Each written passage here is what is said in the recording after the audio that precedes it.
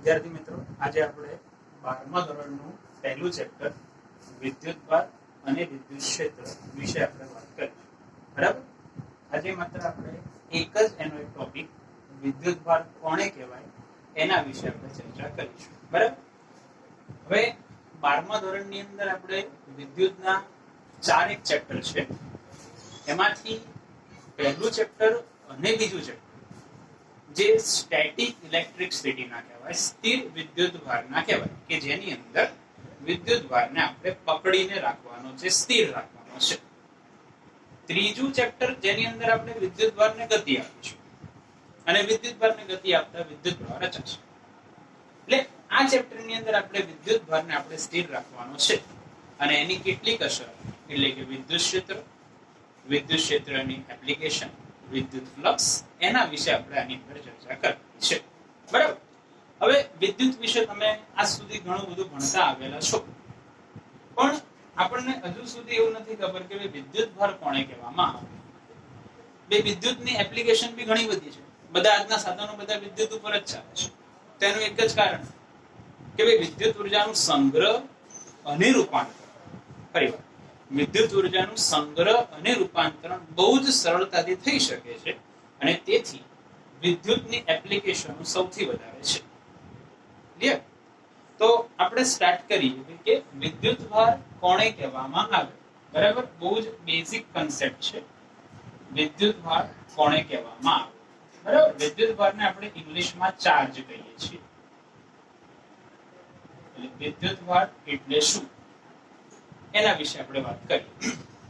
તો ફિઝિક્સની અંદર આપણે કે ભૌતિક વિજ્ઞાનની અંદર બે જ વસ્તુનો આપણે અભ્યાસ કરતા હોઈએ છીએ.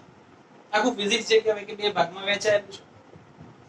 એક છે દ્રવ્ય, જે આપણે તમે 11મા ધોરણની અંદર ભણેલા છો, જે છે દ્રવ્ય. દ્રવ્યને આપણે ઇંગ્લિશમાં કહેવાય છે મેટર. અને બીજું જે છે વેવ, રેડિયેશન, એટલે વીકે. બરાબર. આ બે ભાગની અંદર આખું ફિઝિક્સ વહેંચાયેલું છે. બે જ વસ્તુ આવે, એક દ્રવ્ય આવે અને એક રેડિયેશન એટલે કે વીકે. આપણે અત્યારે દ્રવ્યની વાત કરીએ છીએ. આ દ્રવ્યની અંદર કયા કયા બળો લાગે છે એના વિશેની ચર્ચા આપણે 11મા ધોરણમાં કરેલી છે. ઘણા બધા બળો લાગેલા છે, તમે ખબર જ હશે. ઘર્ષણ બળ છે કે તણાવ બળ છે કે ગુરુત્વાકર્ષી બળ છે, ન્યુક્લિયર બળ છે. તો આ બધા બળો વિશે તમે જાણો છો. હવે આ બધા બળોમાંથી આપણે એનું કર્યું ભાઈ કે મિનિમાઇઝેશન, કે બધા બળોને આપણે અલગ અલગ રીતે નથી વર્ણવવાના, પણ આ બધા બળો જે છે અમુક જ બળોનો ભાગ હોઈ શકે. એટલે કે એવા આપણે 4 બળોની અંદર ક્લાસિફિકેશન કર્યું કે ભાઈ કે દ્રવ્યની અંદર આવા 4 બળો લાગે છે અને એ બળોને આપણે નામ આપ્યું હતું મૂળભૂત બળ. એટલે મૂળભૂત બળો હતા આપણા 4. બરાબર. મૂળભૂત બળ હતા 4. એમાંથી પહેલું હતું ગુરુત્વાકર્ષી બળ. બરાબર. બીજું હતું વિદ્યુત બળ કે વિદ્યુત ચુંબકીય બળ. તમે એનો શું કહો છો? વિદ્યુત બળ કે વિદ્યુત ચુંબકીય બળ. ત્રીજું હતું વીક ન્યુક્લિયર બળ.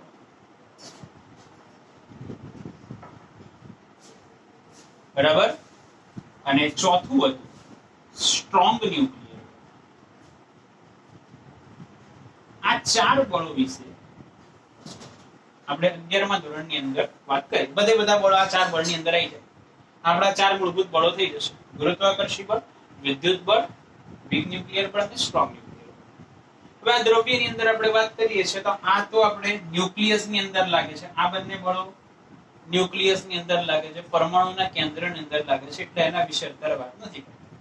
આપણે વાત કરીએ છીએ ગુરુત્વાકર્ષી બળ અને વિદ્યુત બળ. દ્રવ્યની અંદર આ બે બળો લાગે, ગુરુત્વાકર્ષી બળ અને વિદ્યુત. તો આપણે આની અંદર વાત કરીએ ભાઈ ગુરુત્વાકર્ષી બળ કેમ ઉત્પન્ન થાય છે. ધ્યાન આપજો. ગુરુત્વાકર્ષી બળ એ શા માટે અથવા તો એ ઉત્પન્ન થવાનું કારણ શું છે? દ્રવ્યનો એવો કયો ગુણધર્મ છે દ્રવ્યનો એ કયો ગુણધર્મ છે કે જેથી કે ગુરુત્વાકર્ષી બળ ઉત્પન્ન થાય છે, બરાબર? તો આપણે એના વિશે આપણે શોધ્યું કે દ્રવ્યના એવા કેટલા ગુણધર્મો હોય. તો દ્રવ્યના તો ઘણા બધા ગુણધર્મો હોય, ઉર્જા હોય, વેગમાન હોય, એવા ઘણા બધા ગુણધર્મો હોઈ શકે.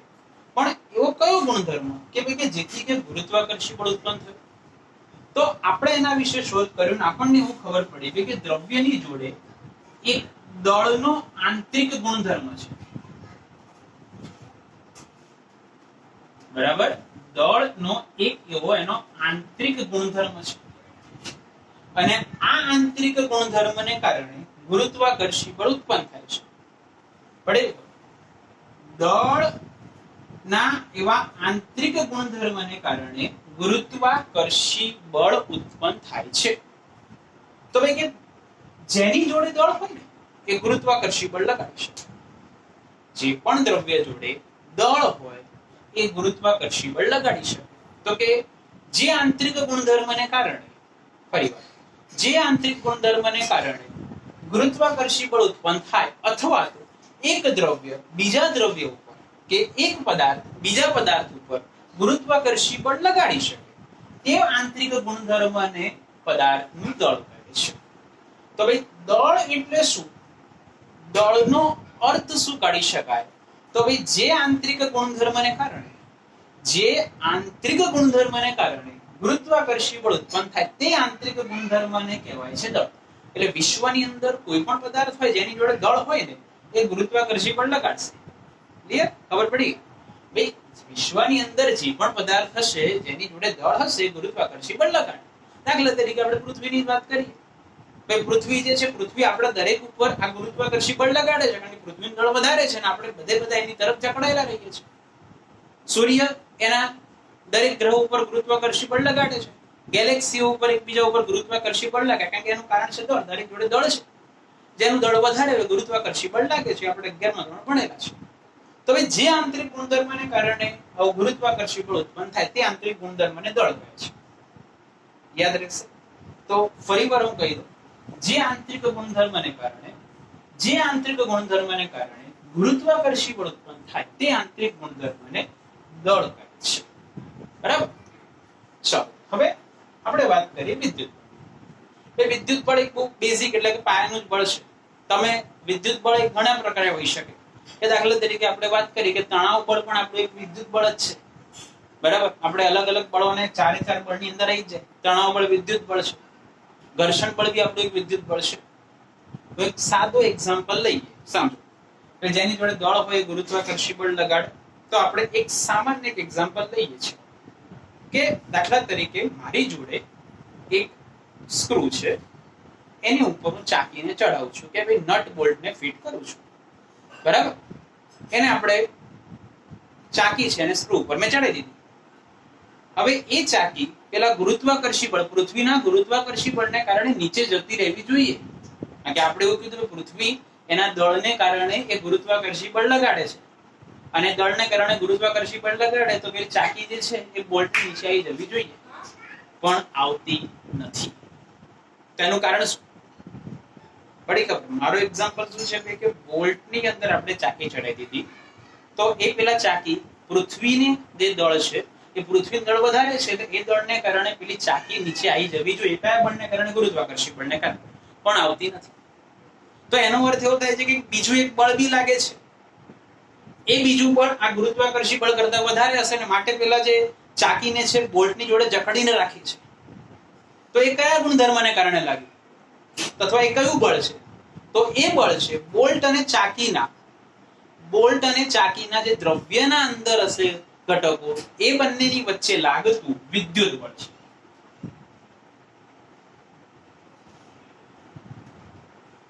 બરાબર? Electrical force. એટલે ગુરુત્વાકર્ષી બળ લાગે છે અને એની જોડે જોડે એના એક ગુણધર્મને કારણે વિદ્યુત બળ લાગે છે અને એ વિદ્યુત બળને કારણે પેલી ચાકી જે છે નીચે આવી જતી નથી. બરાબર?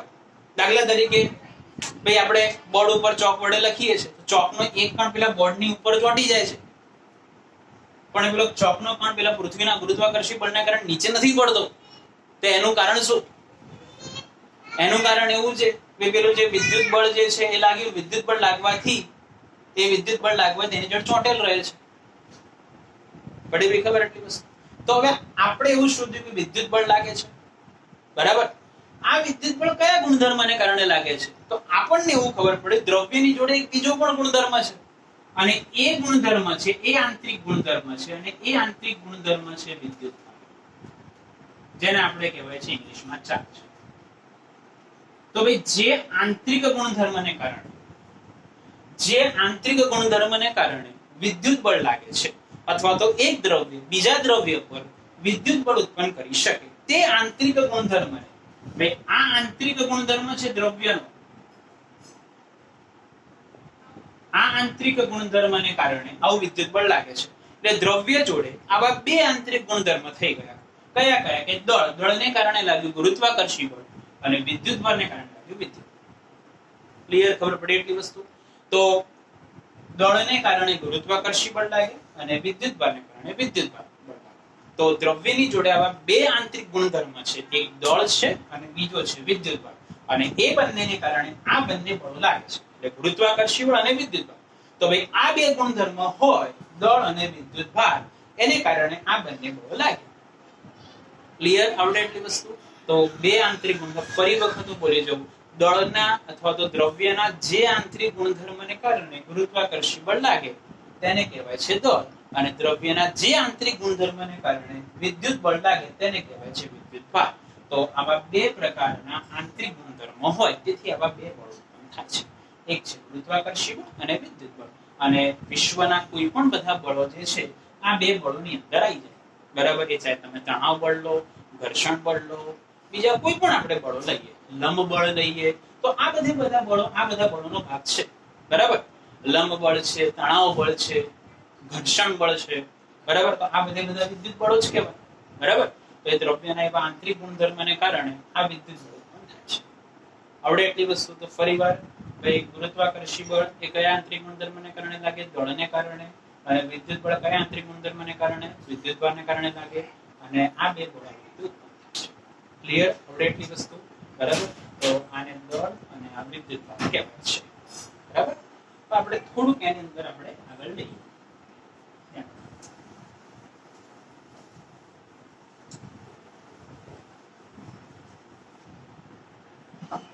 હવે આ વિદ્યુત ભાર કેમ ઉત્પન્ન થયો? તો ભાઈ દ્રવ્યની અંદર આપણને ખબર છે, પ્રાથમિક કણો તમને ખબર છે, ઘણા બધા કણો હોય છે, પણ આપણને બેઝિક કણો અત્યારે આપણને ખબર છે કયા કયા હોય?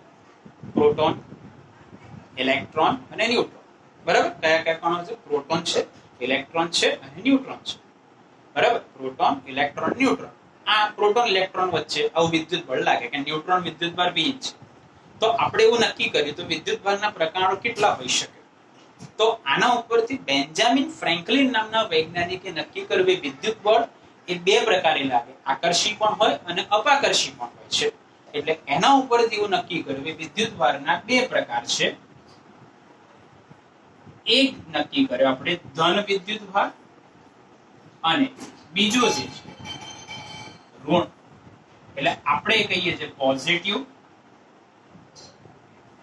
બરાબર, પોઝિટિવ, અને બીજો છે નેગેટિવ, બરાબર. પોઝિટિવ અને નેગેટિવ. પ્રોટોન પરનો વિદ્યુત ભાર આપણે ધન ગણીએ છીએ. પ્રોટોન પરનો વિદ્યુત ભાર કયો ગણવાનો? ધન. અને ભાઈ ઇલેક્ટ્રોન પરનો વિદ્યુત ભાર આપણે ગણવાનો ઋણ. એટલે ભાઈ વિદ્યુત ભારના આપણે આવા બે પ્રકાર પડે.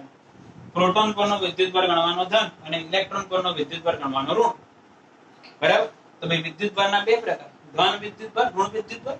પ્રોટોનનો ગણવાનો ધન અને ઇલેક્ટ્રોનનો ગણવાનો ઋણ. બંનેનું વિદ્યુત ભારનું મૂલ્ય, હવે ધ્યાન, આ વિદ્યુત ભારનું મૂલ્ય મિલિકાન નામના વૈજ્ઞાનિકે નક્કી કર્યું. ઇલેક્ટ્રોન પરના વિદ્યુત ભારનું મૂલ્ય, ભાઈ ઇલેક્ટ્રોનનો વિદ્યુત ભાર આપણે ઋણ ગણવાનો, પ્રોટોનનો ધન ગણવાનો. બંનેના વિદ્યુત ભારના મૂલ્ય સરખા છે. પ્રોટોન પરના વિદ્યુત ભારનું મૂલ્ય અને ઇલેક્ટ્રોન પરના વિદ્યુત ભારનું મૂલ્ય આટલું હોય છે. E બરાબર ઇલેક્ટ્રોનનો લખવો હોય તો આપણે લખવું પડે -1.6 ગુણ્યા 10⁻⁻19 કુલમ, બરાબર. અને પ્રોટોનનો લખવો હોય તો ભાઈ પ્રોટોનનો વિદ્યુત ભાર આપણે આટલો જ લખીએ છીએ, પણ લખીએ છીએ +1.6 ગુણ્યા 10 ની -19 ઘાત કુલમ. એટલે વિદ્યુત ભારના બે પ્રકાર, ધન વિદ્યુત ભાર, ઋણ વિદ્યુત ભાર, પોઝિટિવ નેગેટિવ.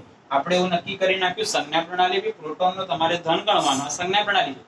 ઇલેક્ટ્રોનનો તમારે ઋણ ગણવાનો. એનું મૂલ્ય ઇલેક્ટ્રોનનો હોય છે -1.6 10 ની -19 ઘાત c. c એટલો અર્થ થાય કુલમ, અને પ્રોટોનનો છે +1.6 10 ની -19 ઘાત કુલમ. તો આપણે આના ઉપરથી વિદ્યુત ભારનો એકમ નક્કી કરી દીધો ભાઈ. વિદ્યુત ભારનો એકમ, આનો એકમ છે c. c એટલે કે કુલમ, અને કુલમ એક વૈજ્ઞાનિકનું નામ છે એટલે આપણે કેપિટલ c લખવાનું નિયમ છે. વિદ્યુત ભારનો એકમ આવે કુલમ એટલે કેપિટલ c. વૈજ્ઞાનિક નામ હોય એટલે એનો પહેલો અક્ષર કાં તો c લખો કાં તો આખું નામ લખો, તો એનો એકમ થઈ જશે કુલમ. આવડે એટલી વસ્તુ. આ એનો એમકેએસ પદ્ધતિમાં એકમ છે, બરાબર. c નો અર્થ છે કુલમ, વિદ્યુત ભારનો એકમ થઈ જશે કુલમ.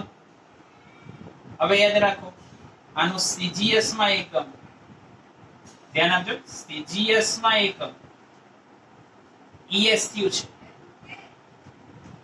બરાબર. ESU ધ્યાન આપજો.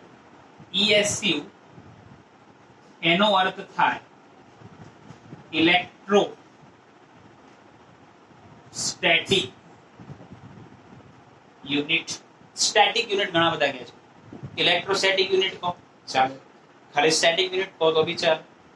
આ બંને વચ્ચેનો સંબંધ આવો છે ભાઈ. 1 કુલમ, ભાઈ ઘણી વખત આવો પ્રશ્ન પૂછાય ભાઈ 1 કુલમ બરાબર કેટલા સ્ટેટ યુનિટ.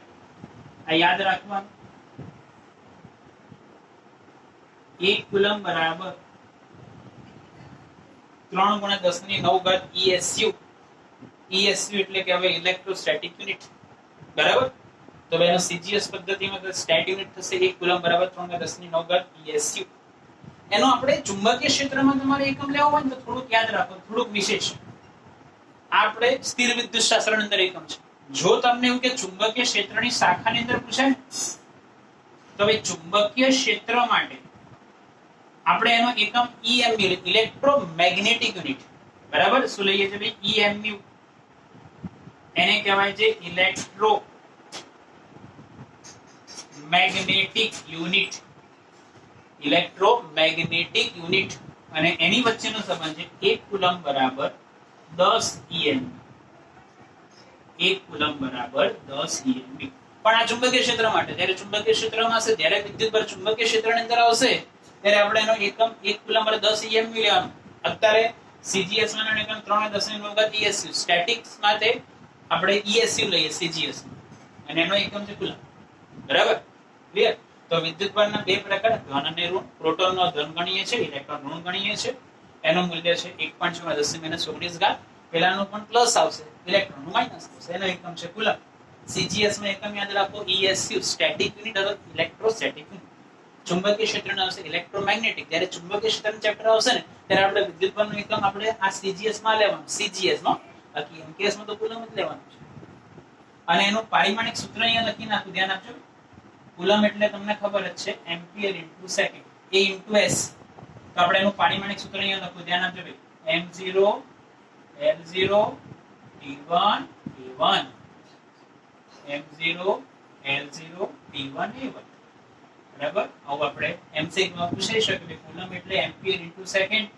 કુલમ એટલે એમ્પિયર ઇન્ટુ સેકન્ડ. પારિમાણિક સૂત્ર છે m0, સેકન્ડ આવે એટલે t1 અને એમ્પિયર એટલે a1. તો આ જે થશે વિદ્યુત ભારની પ્રાથમિક માહિતી છે, બરાબર. હવે વિદ્યુત ભાર કઈ રીતે ઉત્પન્ન કરી શકાય એના આપણે 3 ગુણધર્મની વાત કરીશું આપણે આવતા લેક્ચરમાં કરીશું, બરાબર. ત્યાં સુધી આટલું તૈયાર કરી